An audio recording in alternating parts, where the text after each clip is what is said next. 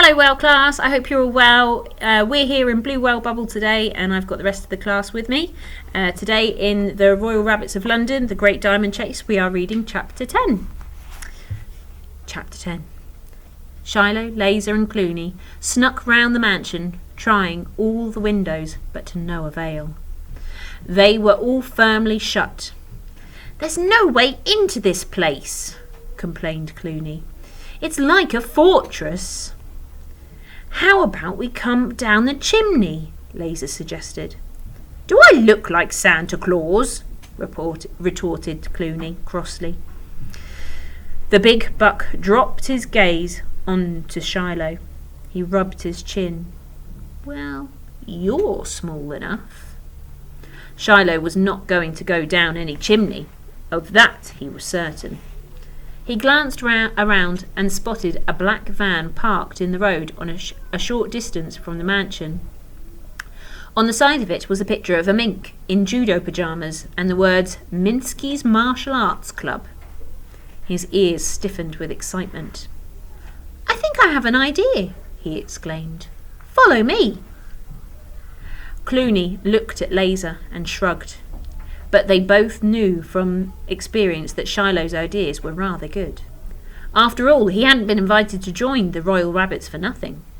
The three rabbits hopped through the black railings surrounding the property and approached the van. "What is this?" said Clooney, taking in the picture. "Minsky's Martial Arts Club." Minsky's Martial Arts Club? There's a picture there of the van. Little picture of the van.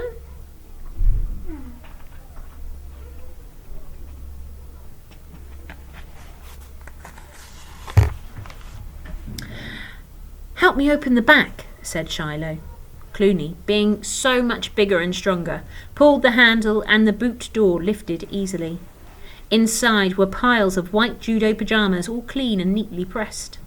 Shiloh turned to the two hopsters and grinned. "I have a plan."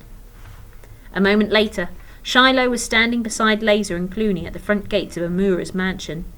He wanted to at least look brave on the outside, even though he didn't feel brave on the inside. Clooney peered at the guardhouse.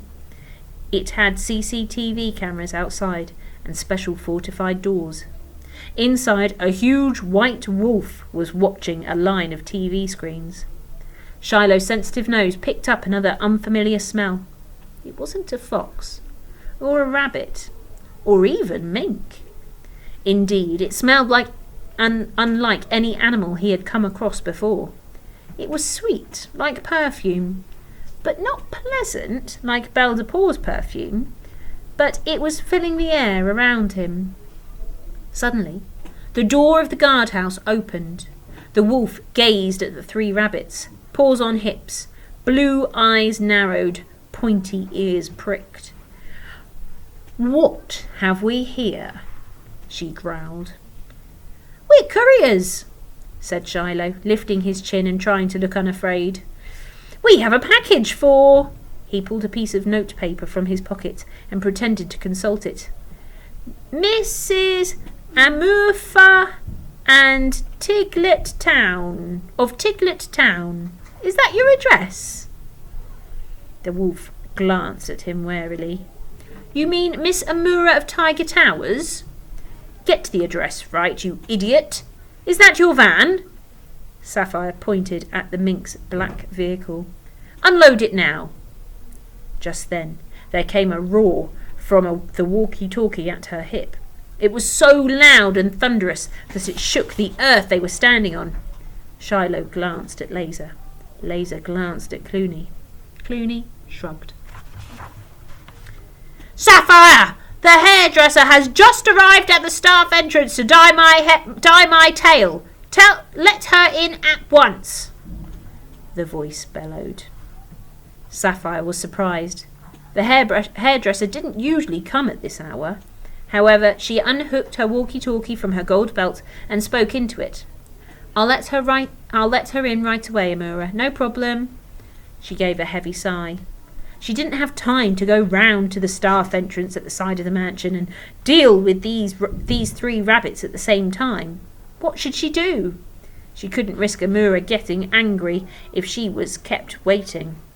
So, deciding that the hairdresser visited Tiger Towers often enough to be able to find her way to Amura's bedroom by herself, Sapphire went into the guardhouse and pressed the button to open the staff entrance door remotely. Goodness, Amura is very tiring to work for, she thought, a little resentfully. What a demanding diva. And usually divas scream and shout when they don't get what they want, but this one just threatens to eat you. Sapphire turned back to the rabbits. You three, hurry up and get your packages out of the van. The 3 rabbits hopped to the van. They lifted a pile of judo pyjamas out and carried them back to the guardhouse. What are they? Sapphire asked, inspecting them suspiciously. They didn't seem like the usual items Amura ordered online. Very chic pyjamas, said Clooney, who looked just the part. Said Clooney, who looked just the part of a fashion guru in his dinner jacket, red cummerbund and bow tie. Very hot right now after the Paris shows, he added with a grin. Sapphire huffed impatiently. Fine, but we don't need 3 of you to carry them inside. The pipsqueak can take them in while you other 2 can wait in the van, she ordered. Shiloh gulped. Hurry up, little rabbit, snapped the wolf. I haven't got all day. Shiloh hopped through the now open gates and paused before the bulletproof doors of Tiger Towers, which looked like a great mouth ready to swallow whole. Shiloh hopped through the now... Oh, hang on. No, sorry, I've read that bit. He glanced back at Laser and Clooney one last time. He had no choice now but to be brave. Laser frowned at him anxiously. Clooney gave him a nod of encouragement. Then he went in. Will we ever see him again? Laser wondered fearfully as Shiloh disappeared inside. If we don't, it's all for King and Queen, said Clooney, bowing his ears. But let's hope he finds the diamond before the Russians do.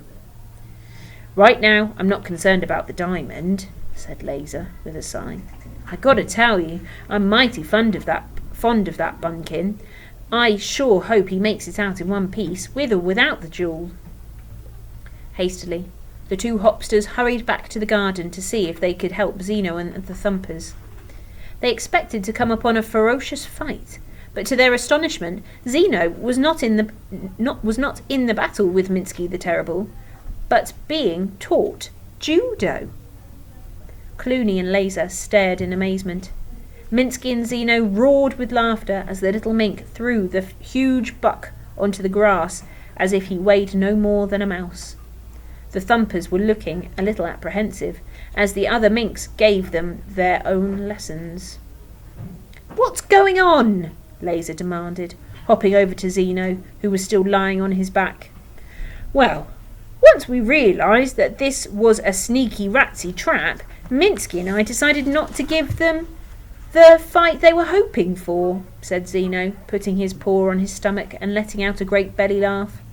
Instead, Minsky offered to teach me some moves. He's a monster. You have potential, but a lot to learn, big buck, said Minsky, striking a judo pose. This is no time for fooling around, Zeno. Shiloh's inside and in great danger, Clooney interrupted gravely. We are not fooling around, said Minsky, narrowing his sharp eyes. No, agreed Zeno. We're creating a distraction, Minsky continued. What for? Asked Laser, confused.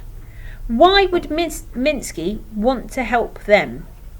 Minsky shrugged and lowered his voice. I'm retired now, my friends. I'm not the spy I once was. I thought I'd come and take a look out of curiosity.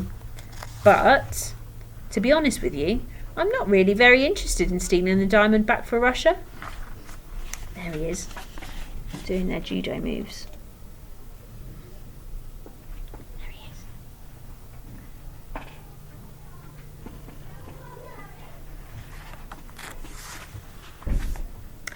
I'd rather do judo and win a gold medal for the motherland. He glanced at the mansion. While your comrade is inside, we might as well keep those 2 pairs of eyes on us, don't you think? Laser and Clooney turned to look at the mansion. There, standing in the doorway, were 2 tundra wolves, looking baffled.